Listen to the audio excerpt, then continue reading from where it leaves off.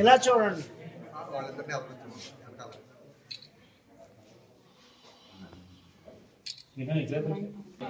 Okay, ఈ రోజు మరి ఇలా మన సమావేశం కావడానికి ప్రధానమైన కారణం ఏంటంటే నిన్న విడుదలైనటువంటి ఇంటర్మీడియట్ పబ్లిక్ పరీక్ష ఫలితాల్లో మన గవర్నమెంట్ జూనియర్ కాలేజ్ ఏఎల్ఎస్ నుంచి 82% జిల్లాలో ఉన్నటువంటి అన్ని గవర్నమెంట్ జూనియర్ కళాశాలలో కల్లా ఫస్ట్ పొజిషన్ లో మన కళాశాల నిలిచింది.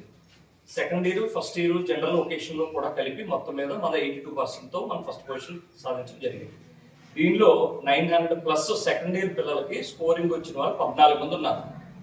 మామూలుగా 900 దాటం అనేటువంటిది గొప్ప విషయంగా చెప్పుకునేటప్పుడు హైయెస్ట్ బైపీసీ నుంచి దేవిశ్రీకి 968 మార్కులు వచ్చాయి. అదేవిధంగా ఎంపీసీ నుంచి 957 ఇలా చాలా మందికి సుమారు 14 మందికి 900+ స్కోర్ రావడం జరిగింది.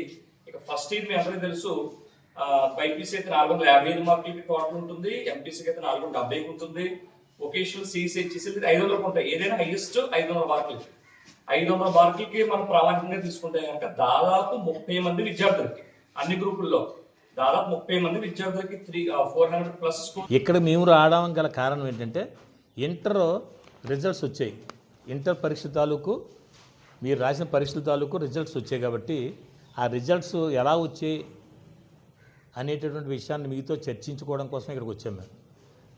నేను మీకు చెప్పగలిసింది ఏంటంటే ఈవేళ ఏలేశ్వరం నగర పంచాయతీలో ఉన్నటువంటి జూనియర్ కాలేజీ జిల్లాలోనే టాప్ 1లో ఉండి స్టేట్లో 4వ ర్యాంక్ ఉండి చక్కనైనటువంటి మార్కులు తీసుకొచ్చినందుకు దీనికి కష్టపడ్డది ఎవరు?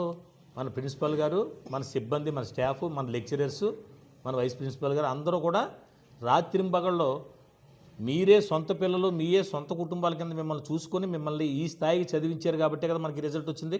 అవునా కదా?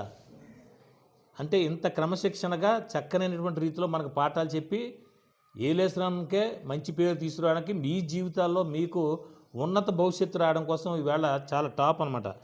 ఎందుకంటే మనకి ఇక్కడ 128 మంది మన ఇంటర్ సెకండ్ ఇయర్ మనం చదువుతున్నారమ్మా. 128 మందిలో 104 మంది పాస్ అయ్యారు. 82% రిజల్ట్ వచ్చింది మనకి ఇక్కడ మన కాలేజీలో. 82% రిజల్ట్. సన్మానం చేయించుకోవడం అనేటటువంటిది గవర్నమెంట్ ఉద్యోగులం కదా, మా బాధ్యత మేము చేస్తున్నాం, దానికి సన్మానం అక్కర్లేదని మేడం గారు చెప్పారు. అయితే అదే మనిషికి ఇంకో విషయం చెప్తాను. నేను మొన్న ఒక కాలేజీకి వెళ్ళాను, ఒక స్కూల్కి వెళ్తే సీనియారిటీ లిస్టులో అతనికి ప్రిన్సిపల్ అయ్యే అవకాశం ఉందమ్మా.